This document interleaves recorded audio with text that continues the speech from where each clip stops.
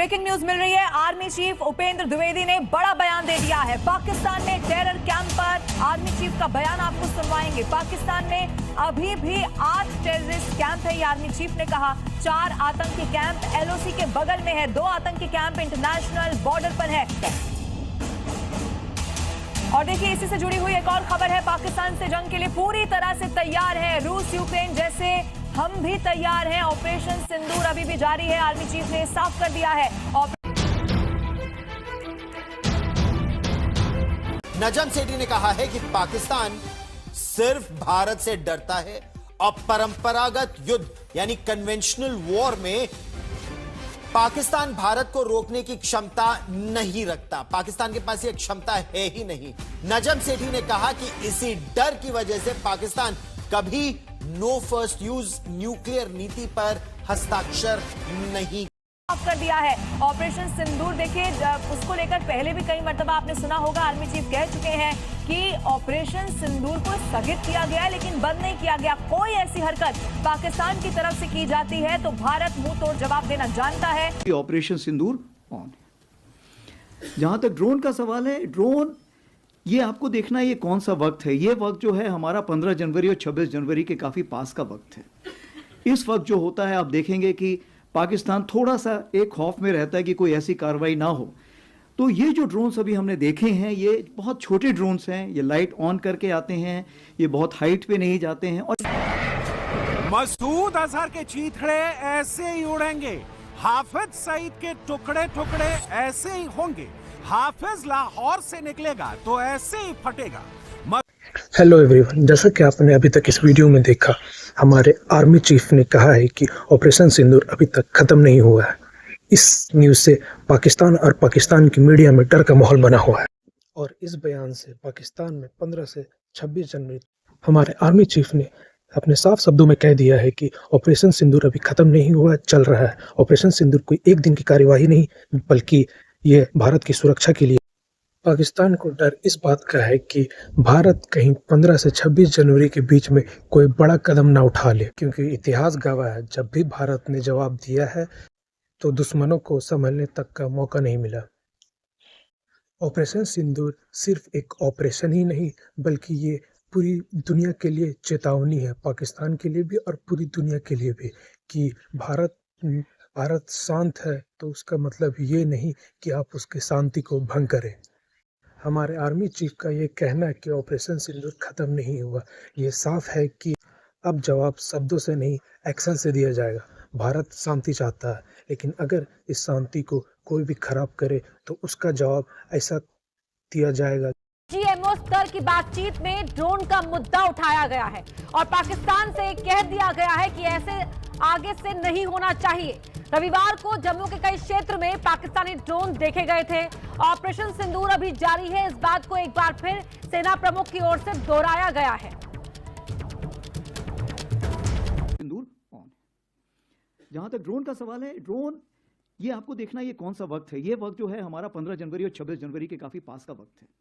इस वक्त जो होता है, आप देखेंगे कि पाकिस्तान थोड़ा सा एक खौफ में रहता है कि कोई ऐसी कार्रवाई ना हो। तो ये जो ड्रोन्स अभी हमने देखे हैं, ये बहुत छोटे ड्रोन्स हैं, ये लाइट ऑन करके आते हैं, ये बहुत हाइट पे नहीं जाते हैं और ये बहुत ही कम देखे गए हैं। जैसे 10 के आसपास तकरीबन 6 से 7 देखे गए थे, 11 और 12 तारीख को 2 से 3 देखे गए हैं। तो ये जो ड्रोन थे, ये मैं समझता हूँ कि डिफेंसिव ड्रोन थे, जो कि ये ऊपर आके देखना चाहते हैं कि हमारे अगेंस्ट कोई कार्रवाई तो नहीं हो रही है। मैं ये मना नहीं कर रहा हूँ, हो सकता है कि वो ये भी देखना चाहें कि कोई कहीं गैप तो नहीं है, इंडियन आर्मी में कोई ढिलाई तो नहीं है, कोई गैप हो जहाँ से वो टेररिस्ट वहाँ से भेज सके। तो मेरे ख्याल से उनको उसका नेगेटिव जवाब भी मिला होगा। उन्होंने देखा होगा कि आज की तारीख पे कोई ऐसी जगह नहीं है, कोई ऐसे गैप्स नहीं जहाँ से वो भेज सकें। लेकिन ये जरूर है, आज जो हमारी डीजीएमओ स्टॉक हुई है, उस स्टॉक में इसके बारे में जिक्र किया गया है और उनको बताया गया है कि ये हमें मंजूर नहीं है और कृपया करके इस पर लगाम लगाइए। ये उनको ये बता दिया गया है।